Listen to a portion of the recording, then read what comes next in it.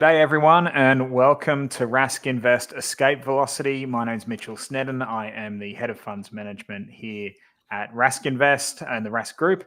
And of course, I am joined with our founder, Chief Investment Officer, and man who is dramatically losing his voice, Yes. Owen.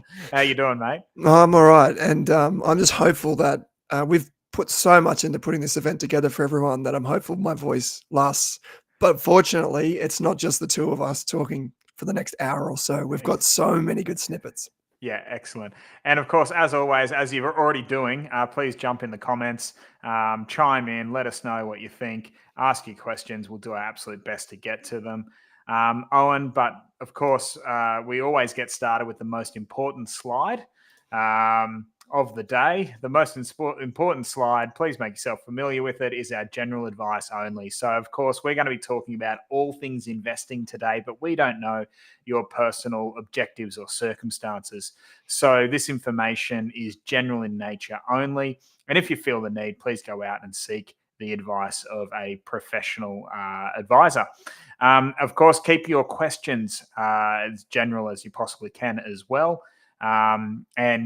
And we'll do our best to answer them. Owen, should we get into it, mate? We've got plenty to cover off. Yes, we're going to start in a way that you probably don't think that, it's not familiar for us to start a live show like this. So I'm going to try and bring this up immediately. Recently, as in last week, I caught up with the team at Lakehouse Capital, which is one of the newest positions that we're establishing and announcing today for Rask Invest. If you're not familiar with Lakehouse Capital, it's a global... Well, it's Australian-based, Sydney-based investment team. They have two strategies. One is the global fund and one is the Aussie small caps or small mid caps.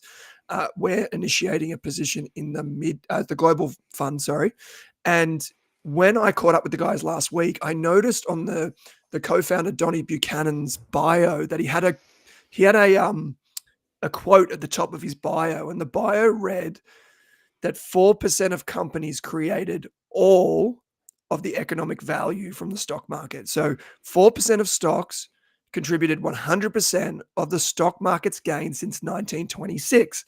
And I said to Donnie, that's a really interesting thing. Let's have a bit of a chat about that. And here's what he had. Fundamentally, we are active managers. And what does that mean? We think that we can identify higher quality businesses that can compound at greater rates over time. So the base rate for most people is to invest in an index, and not all businesses are created equal, and the work of Eric Bessenber and others sort of proves out that it's a small number of companies that create the majority of returns in the indexes. Even if you look at the S&P 500 last year, quite good returns, but 72% of the companies in the S&P 500 actually underperformed the index return.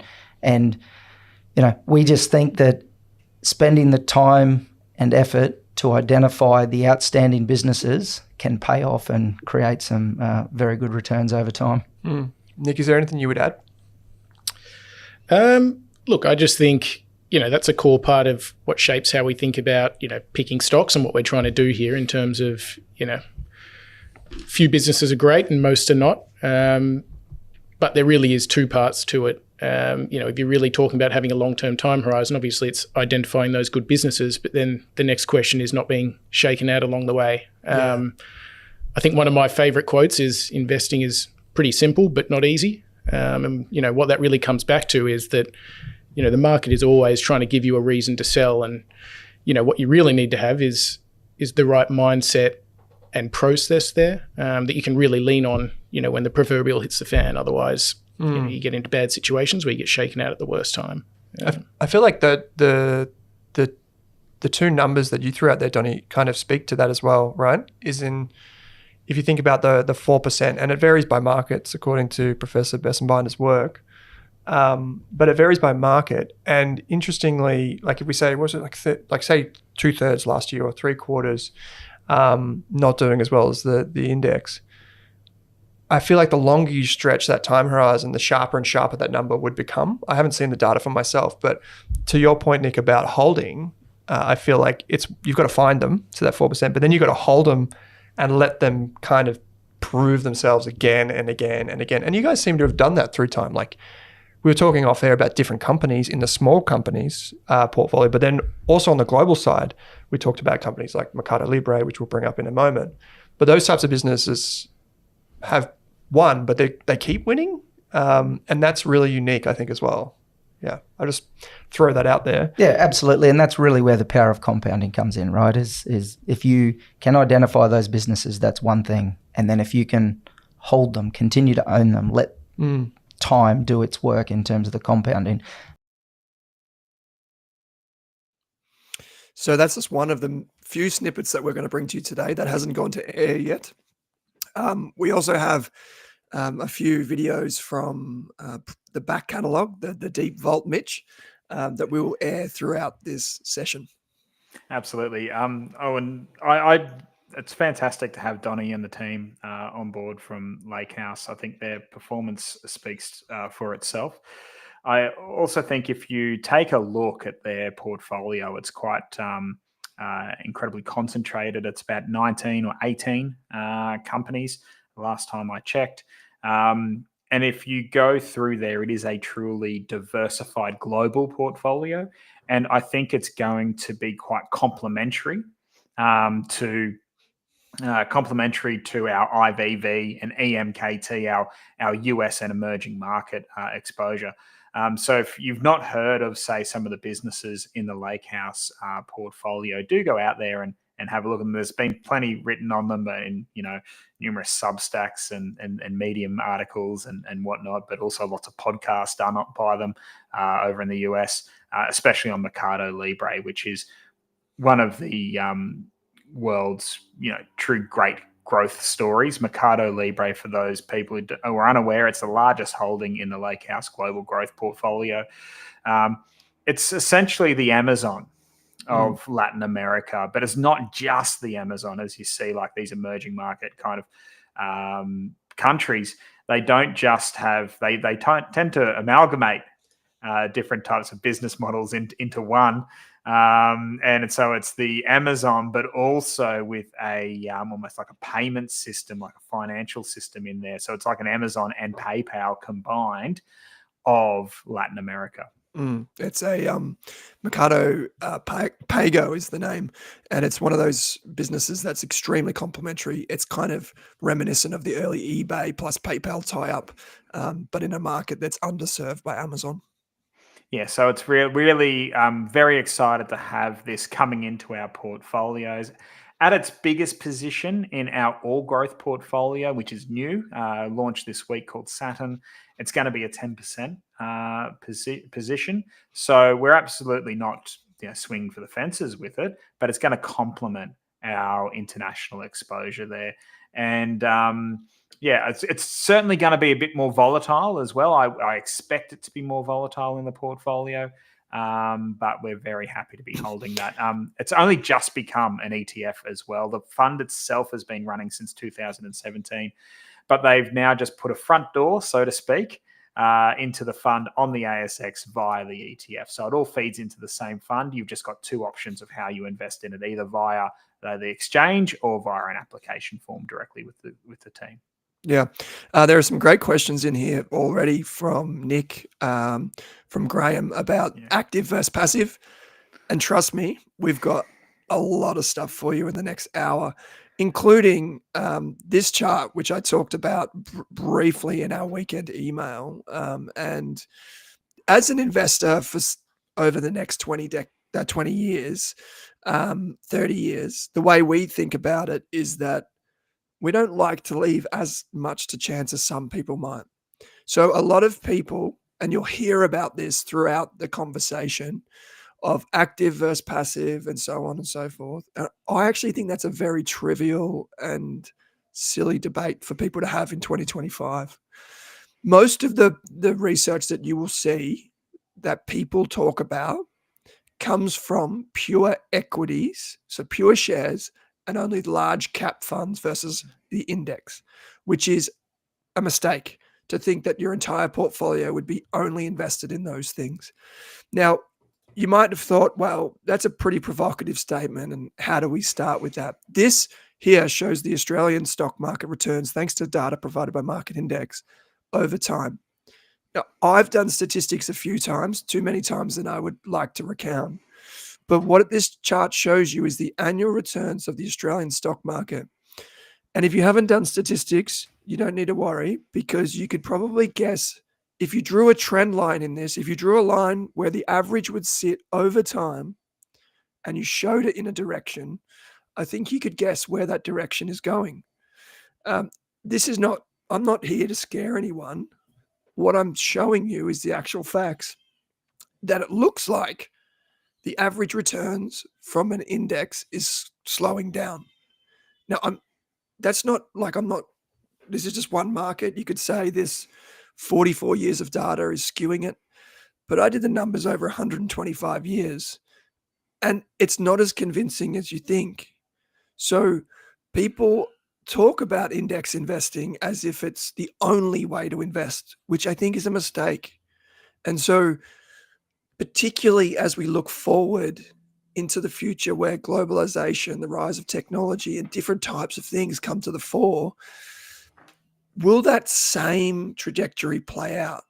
We're seeing a multipolar world. And I know this is one of the questions you want to ask me, Mitch, but we're seeing a multipolar world where we've got China rising and the US really mindful of that all of a sudden in the last 2 months, when it's been a thing that's going on for the last 40 years. And that has implications for investors as well. And so as we go through this discussion today, you will see stocks, you will see ETFs, you will see things that aren't ETFs, you will see index funds, you will see active funds, and commentary from some of the world's most reputable spokespeople and of investment firms. So I'm happy to answer your questions now, Mitch, or I can roll into something that relates to this point. That's what I just want to cover off as well. I think a lot of people might be thinking where the name escape velocity has come from for this particular event, and what's its meaning in the context of the portfolios.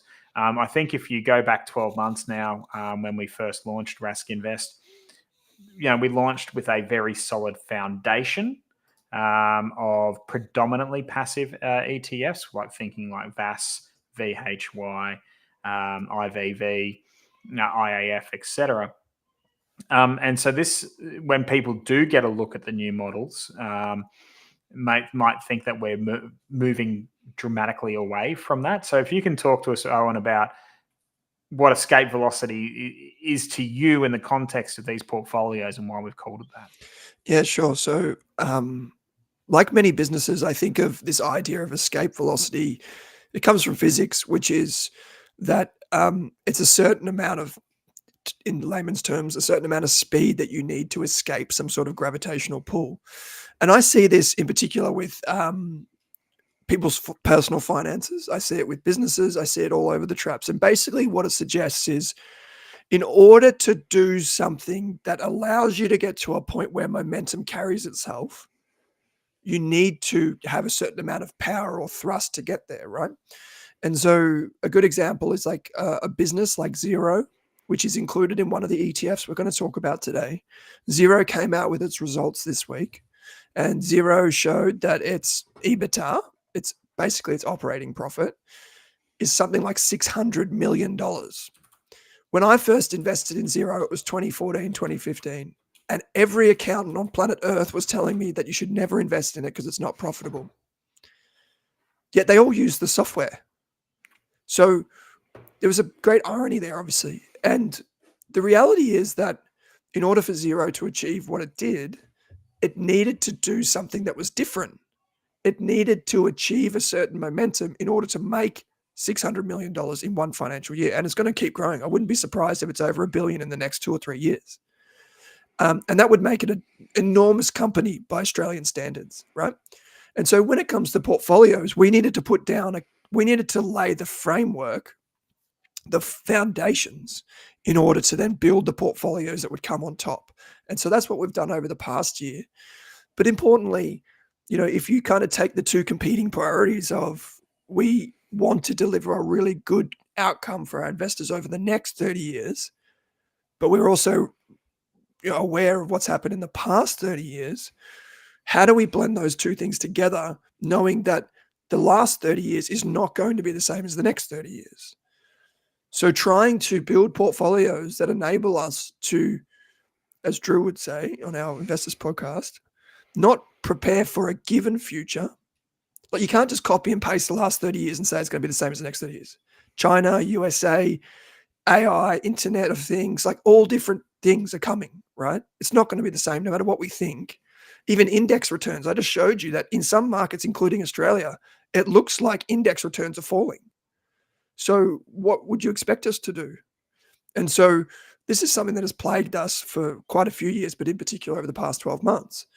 And so what we're doing now is we're trying to create portfolios that allow us to escape the gravitational pull of returns if they are falling. And so that's where the idea of escape velocity comes from. And I see it in many businesses. I see it in people's personal finances. And now I see it in the way we build portfolios. And I think it's quite important to reiterate as well, we are not moving away from those foundations. The foundations of our portfolios are remaining. We're just tilting. It's just a small tilt, and we'll get to the portfolios. We'll show you those to you in a minute. And Jeremy, we'll get to your question there about the timeframes. We'll discuss those as well. Owen, let's just jump. Shall we jump into introducing another member of the Rask Investment Committee? Sure. We'll go behind the scenes because there's a bit of conversation coming up. All of this stemmed from the numerous investment committees we've had along the way in the last 12 months. And so I think it'd be great to let's introduce our chairman. Yeah, so the chair of our investment committee is a woman by the name of Karen Ely. And for those of you that don't listen to every single Rask podcast, you may not have heard of Karen, but hopefully this video explains a little bit of Karen's role in our investment process. It's not just Mitch and I making up ideas and just putting them in the portfolios. There's a lot of governance and oversight, and you can probably see in our faces, there is a lot of governance that goes into running the portfolios as we do and trying to build an investment business that will grow to hundreds of millions or even billions of dollars in years to come. So here's a little bit of a snippet, a bit of an intro into Karen, who's the chair of our investment committee. Hi, I'm Karen Ely. I'm the chair of the Rask Invest Investment Committee. Now, this committee meets on a quarterly basis, and the whole idea is to review the current portfolios within the Rask investments. So we're having a look at the performance that has been in the past. We're also looking for identifying any new opportunities by considering what are the current market climates, what are some of the economic trends that may impact the investments that are within these Rask portfolios. So Owen always comes to these meetings with lots of research and his recommendations, and then the rest of the committee members will have a really robust discussion about our different views and perspectives, and then make recommendations and decisions around, do we need to make any changes to the asset allocation, any of the ETFs that are in the existing portfolios. So there's lots of thought and consideration, and most importantly research that goes into them, because at the end of the day, the whole committee is really wanting to make sure that the Rask investors get the best possible outcomes. And so that's Karen Ely. And Karen is, I put on her little slide there, I put in that she's investing obsessed, because she is. And every time we catch up, Karen sits on more than just the Rask Invest Committee. And it's always good to chat to her because she also brings so many ideas to the table, and also, can bring the context of many decades in that position. So it's great to be able to have her as a resource together with everyone else in the team. Owen, let's now move on and talk about the new models that we have introduced. So as a part of this week, we have launched 3 new investment models. The first of which is Saturn. Now, Saturn is our all growth investment model. Now, all growth portfolios have recently become, quite popular, and it was certainly something that was missing from our offering. And so, by introducing all growth and the other models that we'll talk about, we have now enables us to have an investment option for someone all across the risk curve. So, for example, Saturn All Growth It is, as it says on the tin, 100% growth. There is no cash allocation other than the bare minimum required to pay fees, etc., and the dividends flowing back into the portfolio. There is no bond allocation in there. What we do have, and this is also being introduced across the existing portfolios like Jupiter, Martian, Terra, etc., is an allocation to property and an allocation to global infrastructure. Now, there's a question about energy that's popped up here.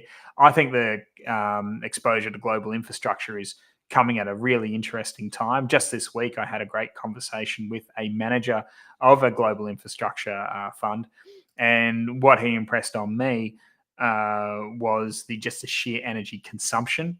Of course, we've got the energy transition, which is not new news, but we've got the energy consumption side of things that is really ramping up. And he pointed out, for example, one of the holdings in an infrastructure fund was this listed US infrastructure energy utility company, and it operates in the southern states of the US. And of course, Meta in December announced that they were introducing building a data center that was multiple football fields in size, and that would be feeding directly off the energy that this electricity utility provider was playing. So this manager saw the outlook for utilities, especially in that electricity space, to be getting close to, if not higher than, equity-like returns into the future with a lower volatility. So really excited to be bringing in global infrastructure at this juncture into the portfolios as well. And that could be seen as a slight defensive position, but it does have that equity-like return on the upside. So that is coming into the portfolio for Saturn. So we'll bring up the portfolios and show them all in a minute, but we then, on the other side of things, something we were missing. So if you remember, we launched with Jupiter, which is a high growth. So it's a 90-10 split between growth and defensive assets. We launched with Martian, which was 70-30. We then launched with Terra, which is 50-50, a real true balanced portfolio, unlike maybe some other balanced portfolios you see out there, which Owen highlighted in an email recently. Rounding out the offering is Mercury, which is a conservative portfolio. So that's a 40-60 split between growth assets and defensive assets. That was something that we were lacking. And it was actually something that was came as a benefit of Owen and the team launching Rask Advice as well. The advisor said to us, hey, we need something for people in retirement here because we are getting plenty of those people coming through the door over at Rask Advice. So that was the inception of Mercury. And finally, one more portfolio, and I know a few people probably wanted this one a month ago, but we've introduced Solar, which is 100% cash portfolio. Solar is designed for very short-term parking of cash. It'll invest in AAA and MMKT, two cash and cash equivalent portfolios. And the whole purpose of Solar is you can hold it in conjunction with one other Rask Invest portfolio. If you want your cash there essentially at call, ready for you to drip feed opportunistically into the portfolio, you can use Solar to do that. So you'll be able to say, hey, put 10% of my Solar portfolio into my Saturn portfolio if the markets are falling. So we've now got that ability to do that. So that speeds up that greatly increases our speed to transact for you. Additionally, though, people who are currently holding cash in non-interest bearing accounts can use a lot of brokerage accounts, etc., non-interest bearing companies, trusts, etc., may be able to find the use in Solar, which where it does have a lower management fee as well. You're parking cash there for a short term. We're not interested in generating revenue off that. It's there for a tool for the short term. So we'll go into that. We'll look through those portfolios. We do have some slides of them. The portfolios are live on the Rask Invest website, where you can see the ETFs that are in each of them. Those same ETFs do also filter throughout Jupiter, Marsh and Terra as well. Speaking of the new ETFs, Owen, did you want to get stuck into that now? Yeah, sure. I'll bring them up. I might just double click on something that you said there. Oh, yeah. For people that aren't aware, we recently launched our own financial advice business inside of Rask, which is separate to Rask Invest, I should mention. But one of the things that is very different when we invest for hundreds of investors, which we do now through Rask Invest, you can effectively, Mitchell and I have this thing that happens where we wake up in the morning and we notice that someone's put $100,000 into Rask Invest, and we've never met him, we've never spoken to him. So we're like, okay, this person's trusted us with a good chunk of money, and we don't know who they are, so we'll give them a call. But when you have someone going through financial advice and they're really hanging on to every word of what you say, and they're sitting in front of you, maybe a husband and wife going into retirement, and they're unsure because they've never been in a world where they don't earn to cover their costs, they have to rely on a portfolio. It's a very, very different state of affairs when someone sits in front of you, or if you're sitting in front of an advisor and you sit down and the portfolio is like 2 or 3 ETFs, or there's one ETF. You've probably spoken to people that have retired recently, and they never had an interest in finance until they retire, and then all of a sudden they're obsessed with their superannuation and they freak out. Like a few weeks ago when we did the live show, and people in the comments were saying, "I was just about to switch my entire super to cash," which is so scary. And I can see Mr. Leftovers here just said, Mr. Buffett here still drinking Coke when his throat's all messed up. Well, Mr. Leftovers, I got to mention, the Coke is it's got some magic healing properties in it. It gives me about an extra 5 minutes of voice. But he's got a 6-pack of cans sitting don't there. you worry about that. We're going to get through this. So what I mean to say is that when you are investing real amounts of money, I don't think you will feel comfortable if you have one ETF or all in one thing, like type of thing. You do want the confidence of knowing that your portfolio will perform at certain in certain market environments. And we're going to talk about some of the mistakes that we've made in a moment. But I know a lot of you do want to see some of the portfolio designs, so I'm going to bring that up right now. And Mitch, I was going to say we've just done an hour of me talking about my mistakes a couple of weeks ago. I don't think we need to dredge it back up. Let's have a look at all right. So Saturn's a good portfolio to start with. So as I mentioned, this is our all growth portfolio. I better bring it up actually, so I can remember all the names. We've already spoken about Lake House. Lake House we think is a wonderful complementary position. I got the portfolio sizing wrong, so it's 5% in this portfolio. You can see our global infrastructure ETF there, GLIN. That is just an index tracking. That's not active. It's an index tracking infrastructure ETF. Owen, I'll get you to talk about the Charter Hall Long WALE REIT in a minute. But also, as I think we mentioned, ATEC. That's the other one I think that'll stand out to people. ATEC was a lot of people would know that Owen and I have been grappling with the size of VAS, especially in our Jupiter portfolio, for quite a long time. We brought this up a long while ago, and we have been mulling it over for a very long time. We couldn't get comfortable with, say, bringing in an equal weight position. Equal weight ETF, for example. We couldn't get comfortable with bringing in a small cap ETF or a mid cap or X20 ETF. Our issues with a lot of those are the equal weight one. Well, that rebalances every single position back to an equal weighting at the end of every single quarter. That's locking in CGT events within the ETF itself.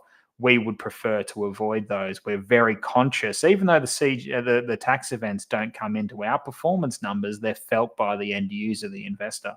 So we're wary of that. It also, doesn't allow those great companies to actually run and become bigger portions of the portfolio as they, earn the right to do so. So when we were looking at this, the other issue as well with a small cap or a mid-cap ETF would be, we'd be losing the best companies as they grow and deserve that bigger position in the portfolio. They mature and then go into a larger index, and they leave the ETF. We want to hang on to those companies. We don't want to see them go. And just as we don't want to be stuck with laggards dropping down from bigger indices and becoming then a very big chunk of a small cap ETF. So for us, there were those issues there that we faced, and we couldn't get comfortable with making a call to diversify away from VAS, which is a fantastic ETF. We've been very pleased with our position in it. And so that is where we looked at ATech. And so Owen actually brought this to us. And at the end of the day, what do we actually want to get exposure to? And we want to get exposure to, say, a lot of the next best and brightest prospects on the Australian market.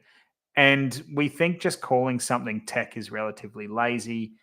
Tech is now in all of our lives, be it from agriculture to healthcare, to selling your car, to selling a house, etc.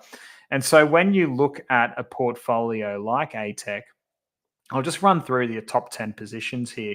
We've got WiseTech. We've seen Richard White on the portfolio on the podcast in the last 12 months. You've got Xero, which Owen's just spoken about. We've got Pro Medicus. These names should be very familiar to all podcast listeners with us. We then have Computershare. Car sales is 9% of the ATech portfolio. I just did an interview with you Cam. did too. Cam McIntyre. Yeah. I was on the community just before this kicked off, and we're having a chat. I was having a chat with Tim on the community, and I said, I tell you what, BetaShares is going to get in trouble here. They're going to get an email from Car Group to update that name. So that's how the whole entire interview with Cam McIntyre, CEO of Car Group, came about. We'd published an article and where we referred to the company as carsales.com Limited, and their investor relations team picked that up and got onto me straight away. And I said, well, whilst you're here, how about we organise an interview? And we did. Cam came in head to toe, covered in Car Group merchandise too. So you've got to respect the hustle of an ASX 50 company where the CEO is still wanting to get the brand out there. He's wearing a Car Group top, but he had a Web Motors, their Brazil Car Group equivalent. A Web Motors puffer jacket on before we started. So he super impressive, put Car Group back on my radar for sure. But anyway, I digress. It's 9% of the portfolio. Then you've got REA Group, Technology One, NextDC, Seek, and Life 360. That's just the top 10 in ATech. So are we comfortable holding, say, at our biggest position in Saturn, of 10% of this portfolio across those names? Absolutely. And the beauty of this ETF is, and the indices is, we're not going to lose them as they get bigger, as they grow and continue to add value for shareholders. That's the big one. So a lot of people use small cap ETFs, which in a global sense can be okay. But in Australia, I have a lot of reservations about that following our research that many of you will know we did last year for you. I don't want to lose I've said publicly a few times over the past 5 years that I think WiseTech will actually be one of the biggest companies in Australia in the next 10 years. Why would I invest in an ETF that focuses on growth that would lose it when it becomes nearly the biggest? That doesn't make any sense. I'm going to pay tax. I'm going to pay capital gains. Inside the ETF, there's going to be brokerage fees. Like, why would I want that? Same with Xero. Like I said to you before, I held it originally in 2014, sold it in 2016, watched it double, then bought it back. Pro Medicus, I still hold. I've held it since 2017. I would like to maybe just, while we're on this topic, and we're happy to answer any questions in the chat while this next thing airs, I'd like to show you a bit of a snippet. We caught up with Hugh Lamb from BetaShares last week in Sydney. And here's a little snippet of Hugh telling us about ATech. Hi, my name is Hugh Lamb. I'm an investment strategist at BetaShares, and today I'll walk you through ATech.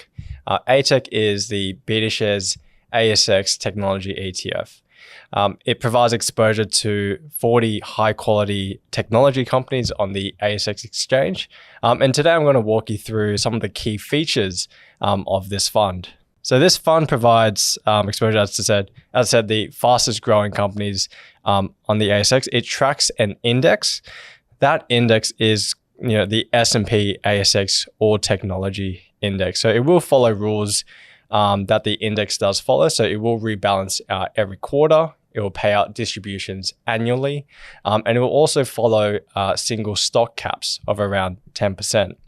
Now, some of the key holdings within this ETF are companies that you may have heard of.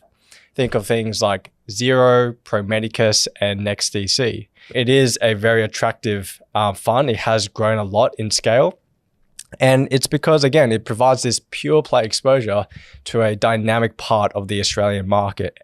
Now, when we think about why you might consider ATech within a broader portfolio, well, when we think about the technology sector in Australia, it accounts for about 3% only of the ASX 200. So when you think about adding a sector that's underrepresented, but is growing materially faster due to the adoption of AI, we can really blend our portfolio to something that can generate higher and higher returns. And you can potentially reduce some of your exposures to other sectors that are dominating the market, such as the financials and materials sector. So you can use ATech instead of buying individual shares. As we know, finding the best and emerging companies out there can be quite difficult. You do need to put in a lot of work in order to identify those opportunities. And even if you're picking a single stock, you are subjecting yourself into what we call idiosyncratic risk, or the risk that a single stock might not perform as well as you expected. So by investing in something like I should actually mention, I forgot about this, Mitch. I bought WiseTech shares when the market crashed recently. I just off the top of my head, I was like, hold on a second. I did buy WiseTech shares. And when I bought WiseTech shares, then I thought, surely there's like an ETF where I could get some WiseTech, but also get a bunch of these other things as well. And so I'll probably just sell my WiseTech shares now. I've got a little profit on them. And I'll just put it in the Rask portfolios. And that's kind of like a perfect illustration of like what we were doing even just 2 weeks ago. I was like, I'll just use the ETF. It's easier. And so it gives you an insight into how we're thinking about building these portfolios and how everyone we think should be starting to think about them. Now, Owen, do you want to move on? Because we've got two more main kind of categories to have a chat about here. Sure. We've got gold and we've got bonds. Now, I've called the segment of gold Owen's big regret. But happy to go with. Do you want to take bonds first? I don't know what videos you got lined up. I'd prefer to take gold if that's all right. Because all right, let's do gold. Because I asked Mark Jokum from GlobalX, which issue the biggest gold ETFs in Australia, because Mark is brilliant. He always follows what we do. And disclosure, GlobalX sponsor our investors podcast. Good disclosure to make. I always ask Mark, like, if you were in my shoes, Mark, what would you do differently? Like, tell me where I'm going wrong. Like, just tell us. Like, if Mitchell and I are sitting back here, just unfiltered, what would you do differently? And obviously, one of the mistakes we made with the power of hindsight was selling gold 2 or 3 years ago now.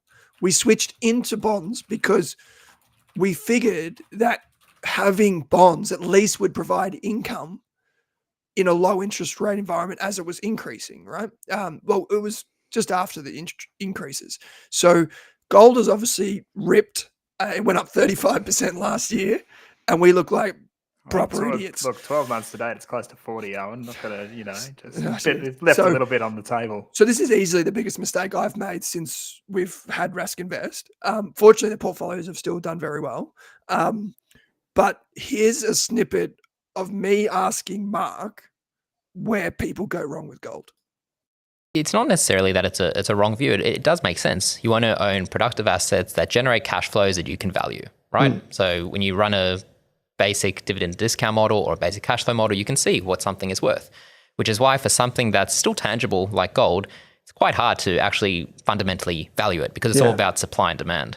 So I think a lot of investors who haven't allocated to gold, and you're not the only one, Owen. You know, there's been a lot of super funds that don't allocate to gold.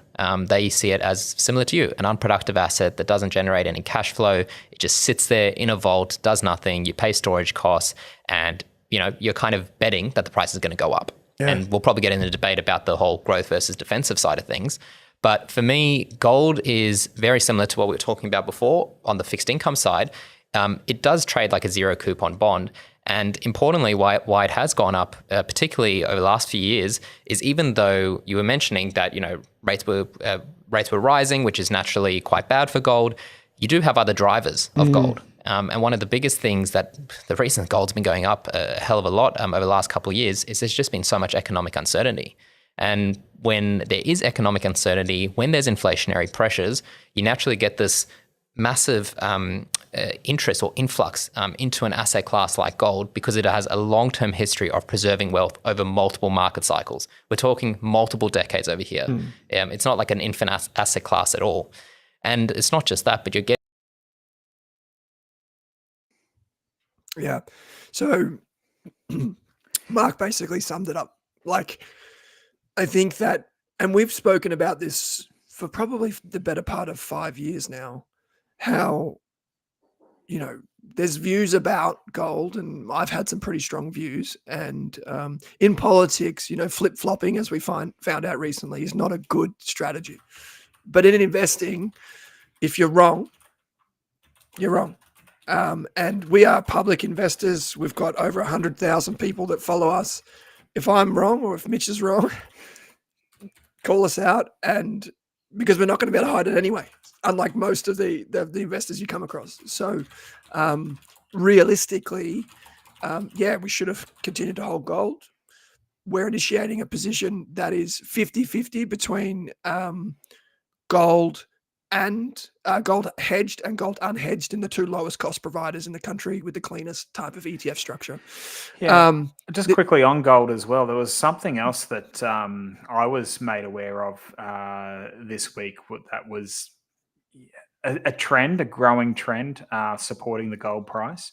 I was able to sit down with Jordan Alessio from the general manager of ABC Bullion this week as part of a podcast we did in conjunction with the Australian Shareholders Association, and it's yet to air, so you haven't missed anything if people are thinking we didn't see that one.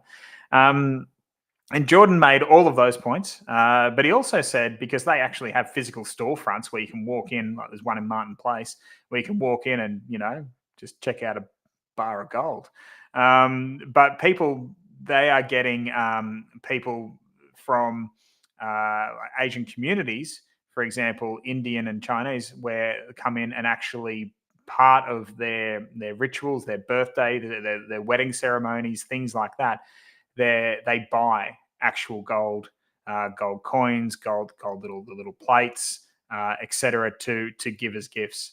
And with a growing, especially a growing and becoming a wealthier, say, Indian middle class, that is becoming, they're seeing that trend grow year on year on year of people buying for gifts.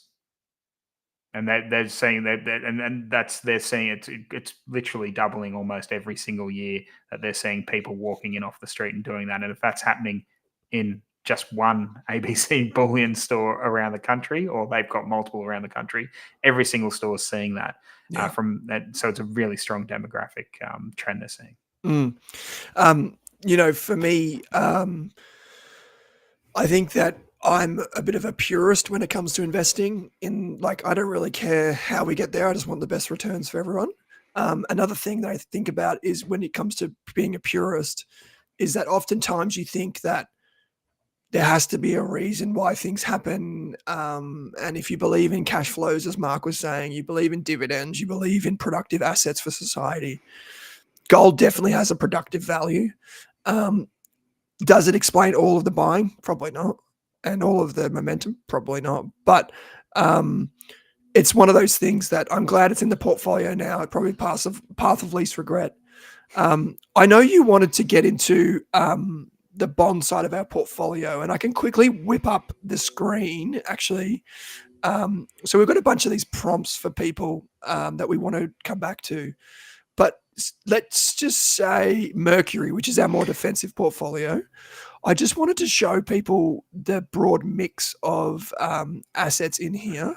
I'll move Mitch and I over to the side. Yeah, it's a bit difficult to, if it is difficult for you guys at home to see there, you can see all of the ETFs once again on the Rask Invest page. They're all listed there, so you can jump across. Owen's doing it now. So we have. What we wanted to do as well is make our portfolios more robust moving forward, especially these defensive ones. We were quite reliant on two bond ETFs with IAF and VBND. And so we've just expanded that. We've broadened that out with two active bond ETFs from PIMCO. Now, we've recently been able to sit down with Kanish from PIMCO. I was able to sit down with Mark Kiesel. He's the Chief Investment Officer from PIMCO. Lovely man, very intense. Me and Mark couldn't be more opposing. But this is a guy who manages $3 trillion. He oversees the management of $3 trillion in bonds. He's got an analyst team of 85 analysts positioned all around the world. Wow. He sits on the Google investment committee. He can walk into and does any single boardroom in the US and get answers as the bondholder, the largest bondholder of US corporate bonds.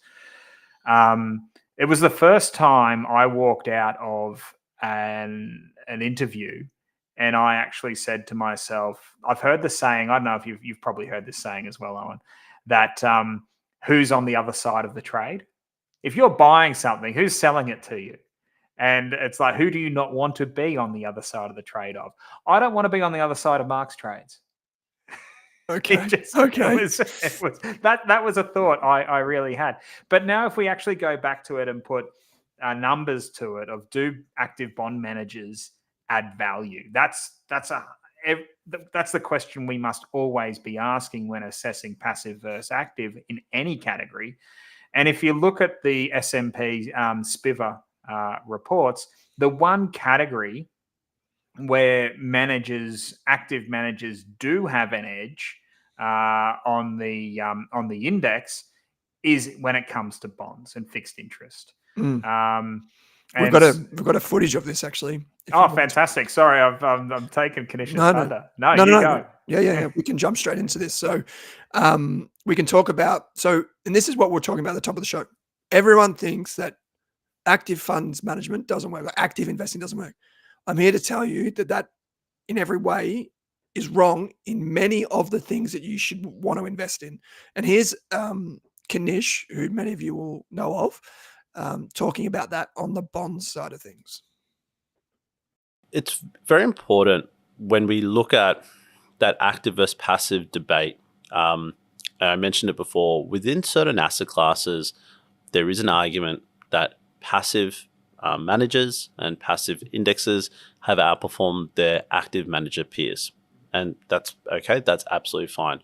But when I take away the equity lens of that and I apply it to fixed income as an asset class, we're actually seeing on average, and we've done some analysis over 10 years to the end of December of 2024, that about 85% of active managers are outperforming their passive benchmarks that they're tracking against.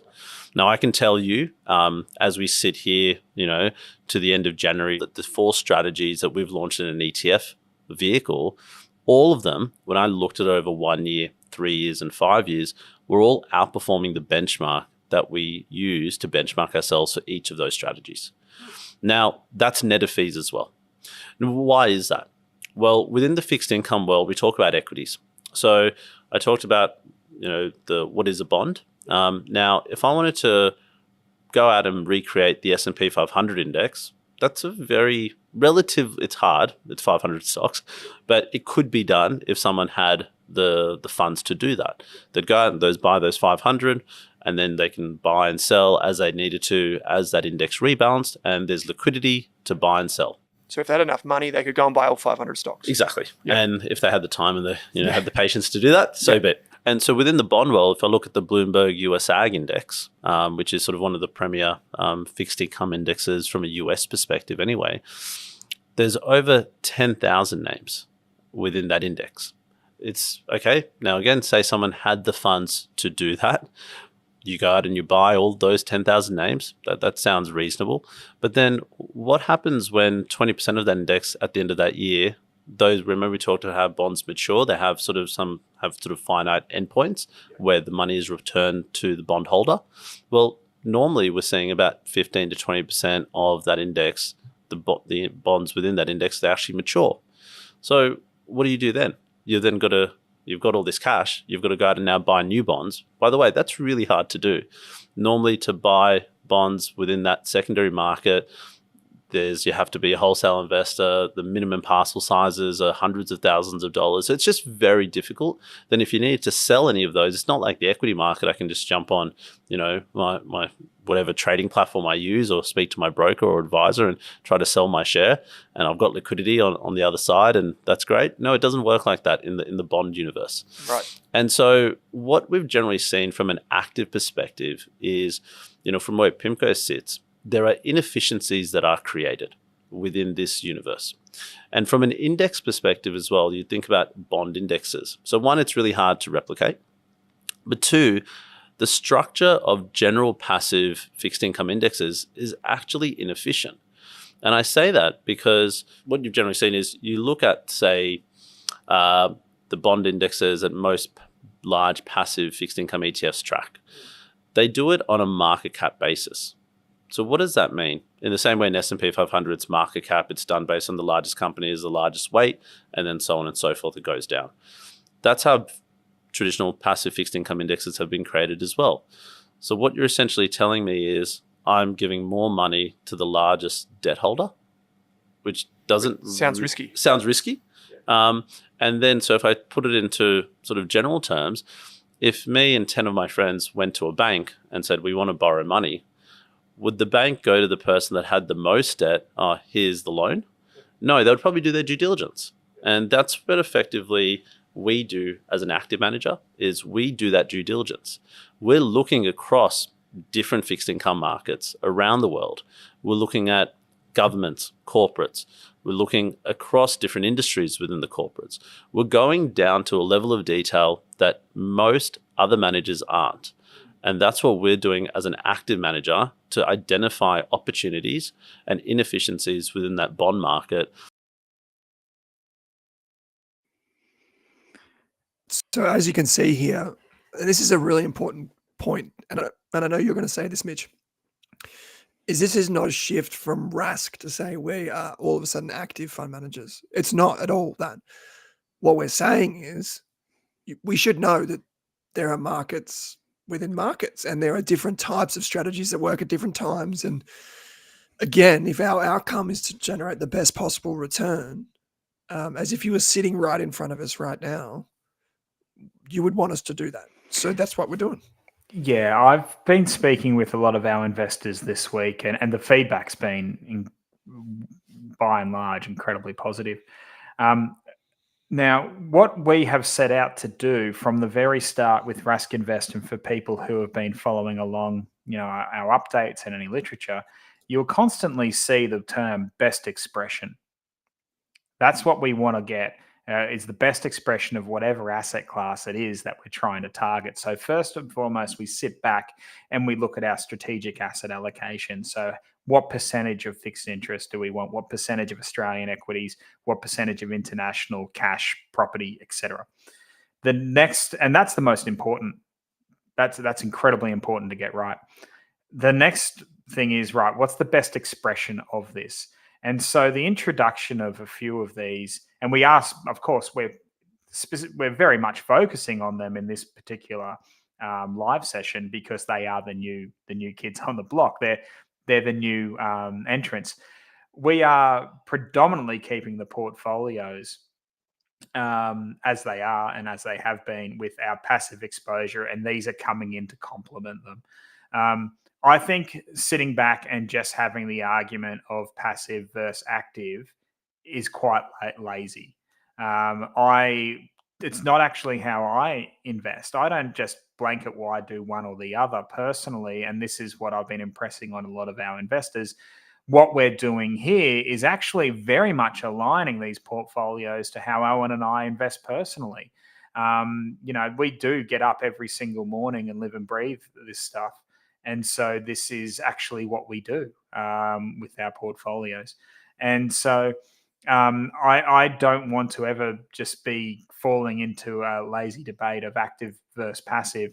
I think there's a big broad range of options out there, and what we're trying to do is deliver the absolute best portfolio for our investors, regardless of the label that is on the ETF. Yeah, and this is something that we've been calling for a few years. Is up until a couple of months ago, you couldn't invest in Lake House. Well, Lake House did drop their fees, drop their minimums, but I've said in the chat that Lake House had a $250,000 minimum to invest in them when they first started. And then PIMCO, for example, is a type of strategy that most of us never, ever, ever invested in unless it was through a private wealth advisor or something or other. But now you can because there's an ETF. And so we're starting to see this amazing thing come to life, which is that every one of us has access to really good strategies. Now, there are some limitations of ETFs that we should note. They're not going to be right for every market condition in every asset class. There are certain instances, and you've probably all heard that. Like you can't go and buy the MCG in an ETF because you can't sell half of the grandstand, So there are certain things you can't invest in with an ETF. And so that's where you might need other types of things if you want to go down that path. But for the most part, you can get a lot of good core exposure now more than ever across many different asset classes with many different styles, many different rules, active versus passive, high fee, low fee, concentrated, diversified. It doesn't really matter. So you can get all of that through ETFs, and we're going to see more of it, which is great. Yeah, and so it's just us, reflecting the options available to us. As I said, every single core ETF remains in our portfolio. It's just a reweighting and a rebalancing to introduce these new ones. Now, I think I'll quickly tackle this right now as we're talking about it. What's going to be happening? The new portfolios, Saturn, Mercury, Solar, are active today. Right now, if someone wants to invest in those portfolios, they can go over to Rask Invest and open up an account and invest in them. They will get the new models as they stand right now. Jupiter, Martian, and Terra, our existing portfolios, they're going to be rebalanced. The actual date is next Thursday. Okay, so what we're doing is allowing time for people, and we're going to go into it. We're in a blackout period right now. So we're allowing time for people, if they want to make use of the brokerage that is going to occur, if they want to add funds into their portfolio and have them rebalanced at the same time as their existing portfolio, then they can do so now, and they can have up until 5 p.m. on Tuesday to add those funds in. And then on Thursday, we'll make the rebalance, and that's when all investors will see that. Now, I am seeing some people as well naturally move from Jupiter to Saturn. Should you do that? That's not up for us to decide. You need to make that decision yourself. We can't provide you with that financial advice. I think Owen's got a little article that I wrote about this yesterday just for our Rask Invest investors. But I understand why a lot of people might do that, especially at even, say, Terra people moving down to Mercury. When we first launched, Jupiter was our highest growth option. So a lot of people came along and said that, well, they wanted the highest growth option. And now we've got a high. If Saturn had been available back then, I would suggest that maybe some of those people would have invested in Saturn. So what I am seeing now is people going in, clicking on modify allocations in their dashboard, changing to Saturn and adding funds. All of those changes, now that we're in this blackout period, will take place on the Thursday, allowing for people, if they want, to contribute funds to their portfolios at the same time. So if you're looking to move from Jupiter to Saturn, from Terra to Mercury, that would make sense. If you're in that position where when you first invested with us, they were the most extreme on the risk curve that you could find to suit your needs. Some good questions here. Sona, you've asked about the new ETFs in Jupiter. So they're all on the website now. So those are up on the website. And we'll show you in just a sec as well, just in case you can see it here on the screen.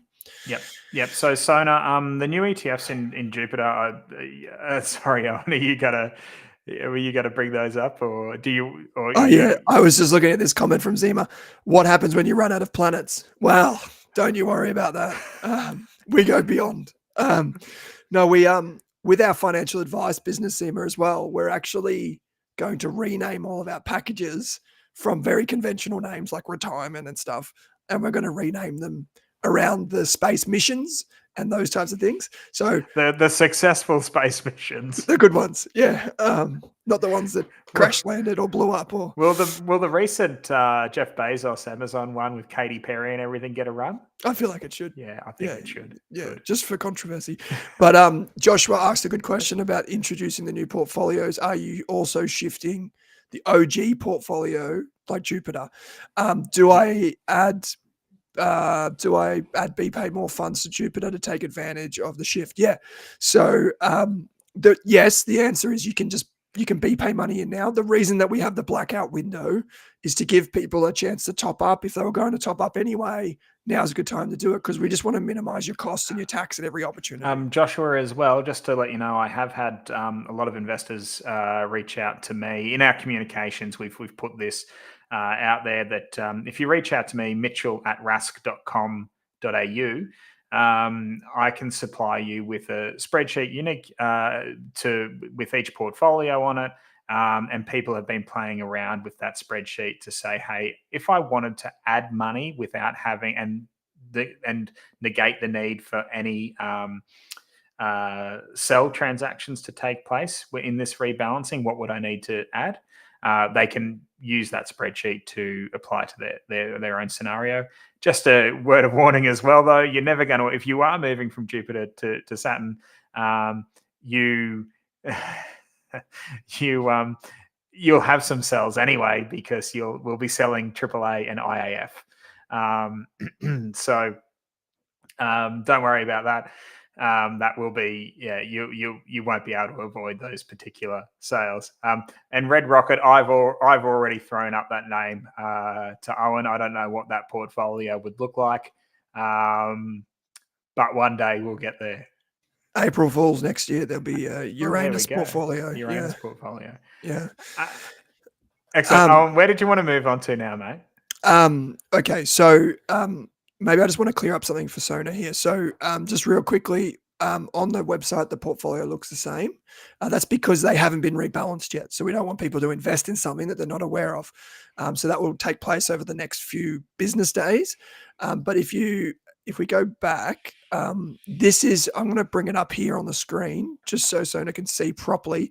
And you can always just jump in. Anyone watching this, you don't even have to be a Rask investor.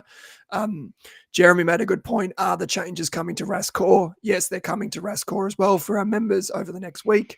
If you jump down the bottom right-hand corner here, you can ask us any question you like, and we'll be there. Our team will be there to answer questions like, hey, I can't find this. Hey, I can't find that. Just drop in there.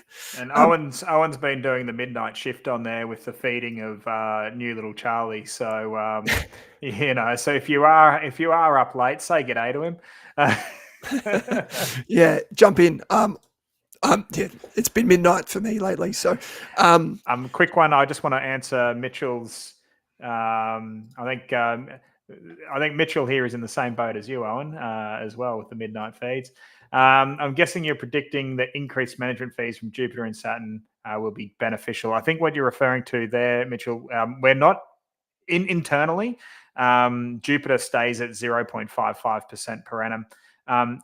Saturn does have an increased fee of 0.75% per annum, indicating our intention to be more active in that portfolio.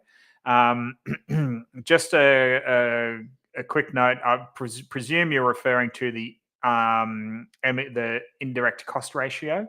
That indirect cost ratio will be increasing from, I think, about 0.19% per annum in Jupiter to, Owen, you'll probably be able to correct me on this, but I think it comes close to 0.26. Maybe even slightly less. 0.24. Yeah, I think it's 0.24. So Right, it's very small still. Yeah.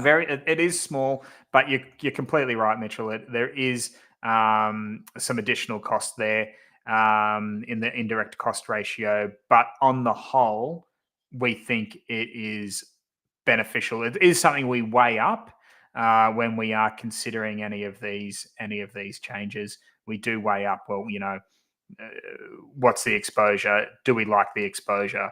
How much does it cost to get? Can I just show something that we've, and Mitchell, you might be interested in this. Okay. Is what we now have the functionality to do, or you can do, is you can take more control.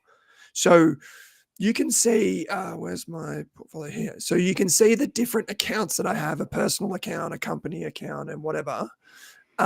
But one of the things that you can do, I'll tell you what, you just going back to that company account, Owen, you picked good. We don't advocate market timing. I just saw the balance. You've done all right. It was $100,000 investment. Yeah, I mean, yeah, I think it's been, yes, it's something like 2 weeks or something. I've been pretty happy with the $7 or $8 grand or whatever it is. But anyway, let's not think about that. Easy come, easy go. Yeah, that's it. So here with you can have the Saturn portfolio, which is slightly higher fee, with the solar portfolio to get a little bit more control if you want that over your asset allocation yourself. So that's something to keep in mind as well. One of the reasons that we've put the fee up a little bit on this, just to really air this out now, is because Mitchell and I intend to get more research done internally that we're going to share with you. And this strategy is the way that we're going to do that. So we are going to use this to feed our research engine to bring more research to you, even on things that aren't necessarily in our portfolios.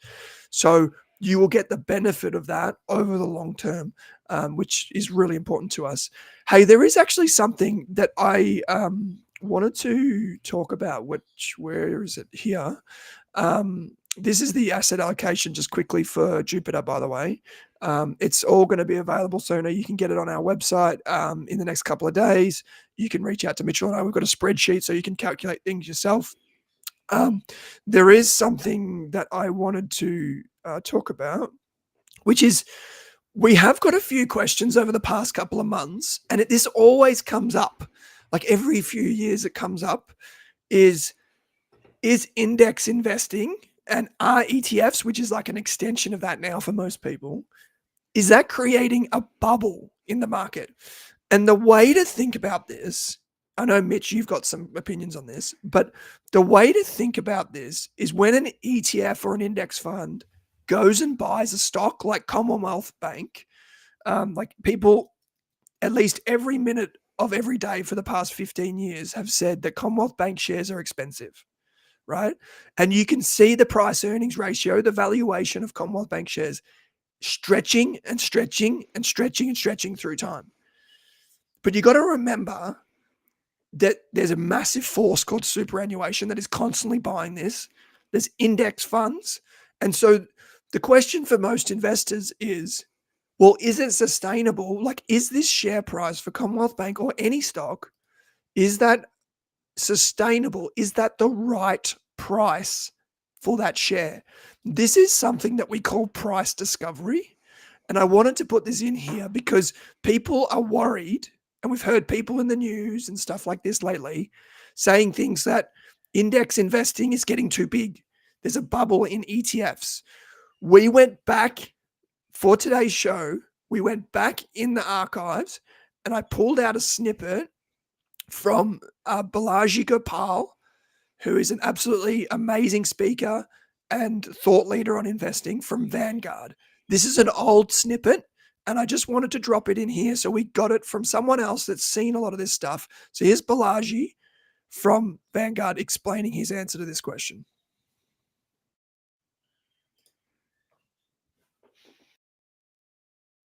indexing has been in vogue for a few decades now, and we haven't reached that point, and nowhere near is by virtue of indexing growing, the active industry is also getting a bit more selective in terms of there's a number of mediocre active managers have left the industry, which means the better ones have continued to thrive in the market. And we do think that active investing will continue. And so long as there are managers who have the right talent, they will continue to be there. So which we think this price discovery phenomenon that has played out will continue to play out in the future. Even with more money going into indexing, there is going to be the community of traders and active managers these are firms and entities who are either in market today or there will be newer entrants coming in, and that price discovery will adjust over time. So we don't sense that as a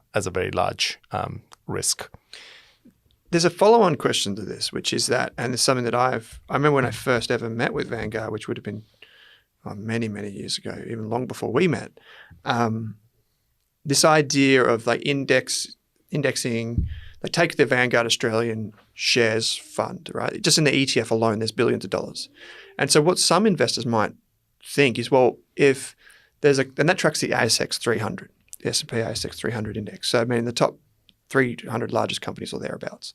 Now, the 301st company may become the 300th in the next week and be added to the index, in which case you would be obliged to buy that and add it to the portfolio. Now, some people think, well, maybe there's an opportunity here where I can get in front of this and I can predict that the index funds are going to buy this. And this is probably a question you get a lot. Behind the scenes, you guys are obviously managing this day to day, every single day, probably every minute of every day. Someone is looking at this, there are systems in place in terms of risk management. How do you think about that? Like, what does Vanguard do necessarily to neutralize that impact? If there's like a corporate action, someone comes out, someone goes in, etc. How is it actually managed? Yeah, this is why it's really, really important, where indexing is a very simple concept to understand. You're buying a basket of shares, but in practice, the portfolio management of it, getting the portfolio to track the index is really critical. It's really difficult, and it's really critical, because when the S&Ps of the world, they construct the index, it's a basket of stock. It doesn't take into account the operational or the portfolio complexities of any tax consequences, any trading costs and things like that. So this is why having a large scale investment manager who knows how to do this is really critical, and whether that be a new stock coming in or coming out of an index or a large scale corporate action. We also so coming down to the we call these rebalancing events. Let's talk about either a stock coming in or coming out of an index. These are rebalancing trades, or rebals as we call them. So this could mean, say, that in your example, the 301st company is coming in and the 287th company, for whatever reason, is coming out. So these kind of changes happen roughly once a quarter. And the team then looks at how do you manage this really effectively. And they also they're very conscious of the index effect. And the index effect is sometimes when a company is coming into the index and there's going to be a lot of people buying into that stock, and the stock, might go up. It's a nice parallel to that is, imagine Valentine's Day. On Valentine's Day, the prices of a rose or anything you buy in a florist just tends to go through the roof. But it's probably at a price equilibrium the day before and maybe the day after Valentine's Day. But on Valentine's Day, the price might go through the roof because newer investors are coming in. So from our standpoint, we have a number of measures to ensure that we have that we maintain that price equilibrium, despite allocating, in many cases, billions of dollars into the market, into taking money out of stock A and then putting it into stock B, and then how do you maintain an equilibrium position without moving the markets? And the portfolio team employs a number of different strategies in terms of how that is affected. And that is why, having an experienced team with the right operational infrastructure, the right technology. That was Balaji go pile there. Does anyone else like his voice as much as me? I think, not just right now, but in general, I think he's got a great podcast voice. He had me at Valentine's Day. You can definitely tell you went digging through the archives there. That, Owen, what a head of hair on younger Owen. And a beard, and a beard. This is what managing people's money does, because you think about everything too much. Whilst that was playing, we've had a fantastic question come through from Jonty, and I think it is a really good segue as well into something that I know you wanted to talk about. Our portfolios still are, even with these changes, quite US heavy. So this is a really good question from Jonty to get into. He says, good afternoon. Just wondering if the recent election had any impact on the portfolio changes and how you use the politics or news to determine your next buy. Now, when I first saw this question, I thought, no, we haven't really given too many thoughts about the Albanese government. But of course, we were probably referring to all the turmoil that we've seen come out of the US post their election. Owen, let's use this as a jumping point to talk about US exceptionalism and the positioning of the US in our portfolio. Yeah, sure. So we had a good conversation with Owen Quinn over on the Rask community about, he asked a question which was really interesting to me, which was a question about, are you worried about how much you have in one sector? Or are you worried about, different size of companies or different things like that? Like, is there overlap? One of the things that I do not think about as much as any other investor is what the exposure is at a sector level. Because as we talked about before, if we think about ATech being a technology ETF, if all that existed in the world was technology companies, it would just be an index fund. So it is just an index fund of technology, right? It's not like it doesn't really matter because those technology companies serve every industry. Like Xero has 4 million subscribers around the world. It has, we use it, hairdressers use it, construction companies use that software. So Xero benefits regardless of wherever they are, whatever they're doing, right? And so diversification in its purest sense, people have made a big mistake in thinking that where a company is on which stock market actually matters that much. It does for property rights and for law, but not for any other reason. And a good example of that is IVV versus VGS. Doesn't really matter too much, except we chose IVV, lower fee. We have more control over the US exposure. But we've spoken about this numerous times. Approximately 30 to 35% of American companies' revenue come from outside America.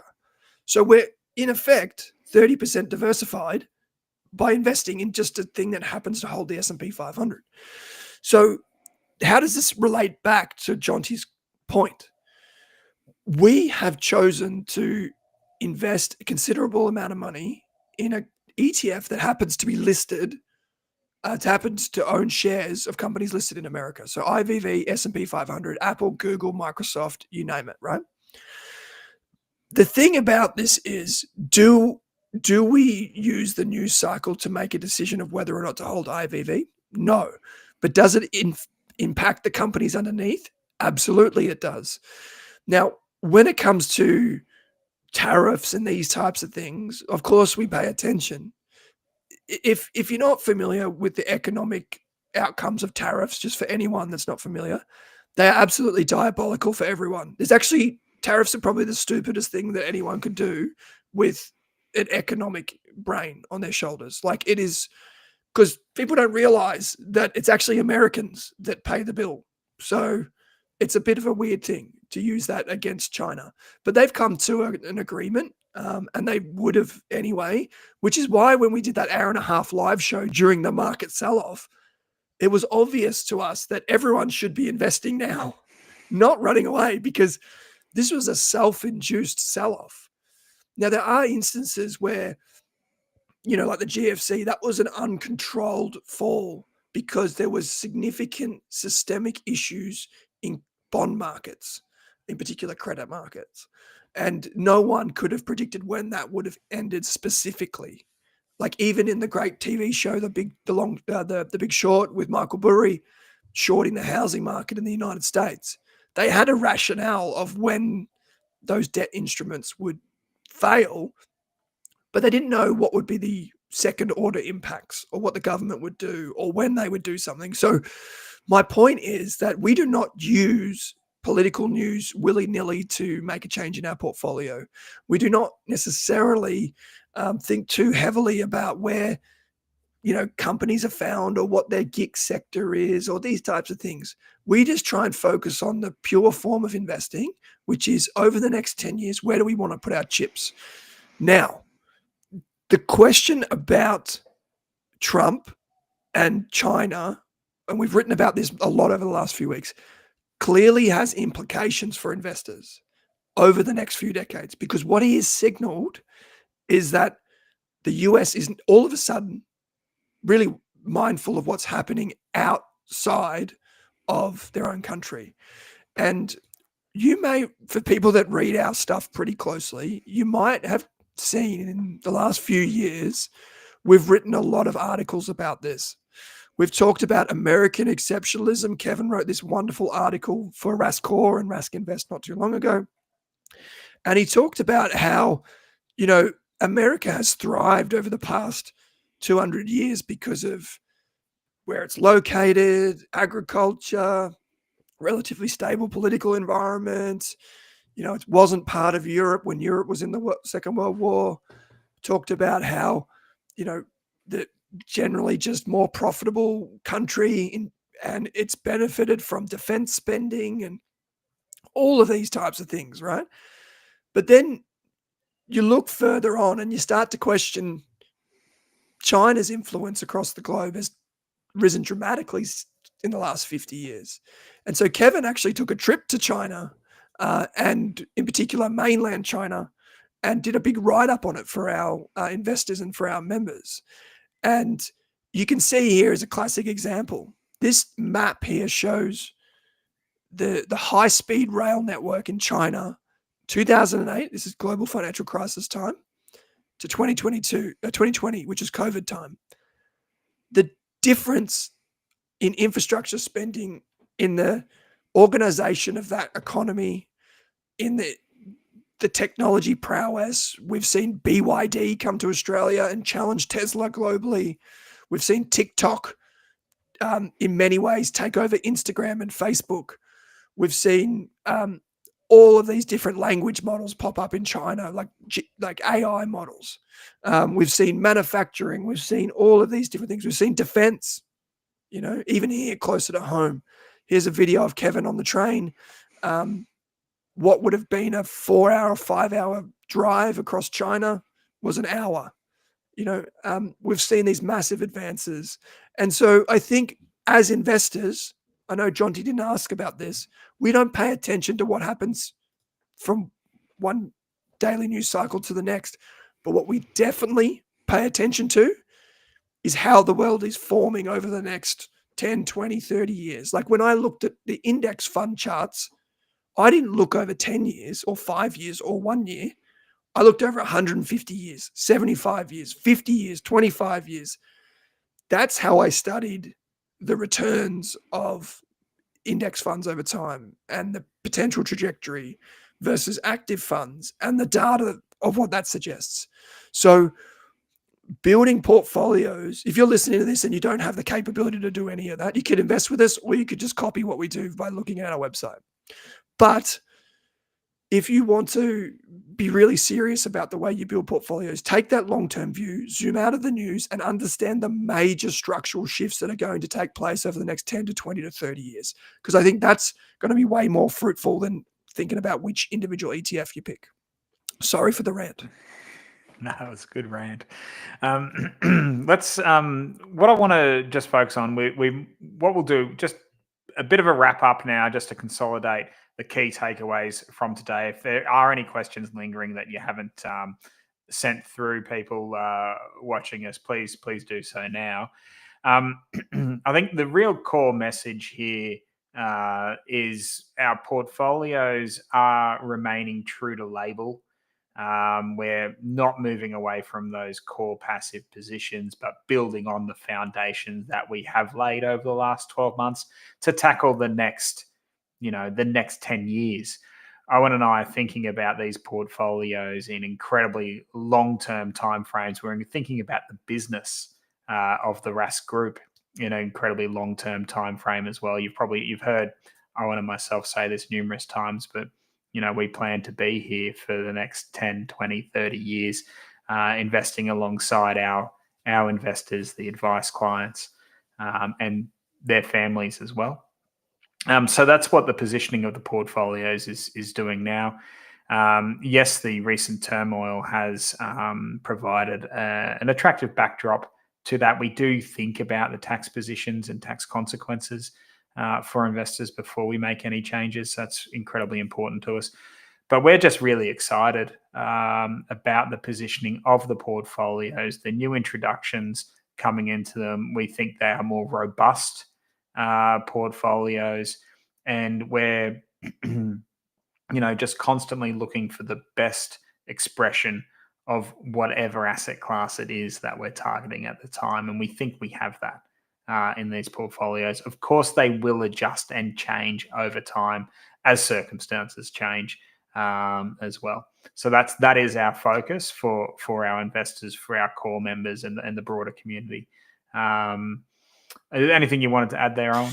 No, that's about it. Thank you for putting up with my voice today, Mitch, and everyone else. We're really excited about what this ushers in, because hopefully it demonstrates to you where we want to take, or where we are taking the portfolios. We're not drastically increasing the fees of the portfolios. We're not increasing a lot of complexity.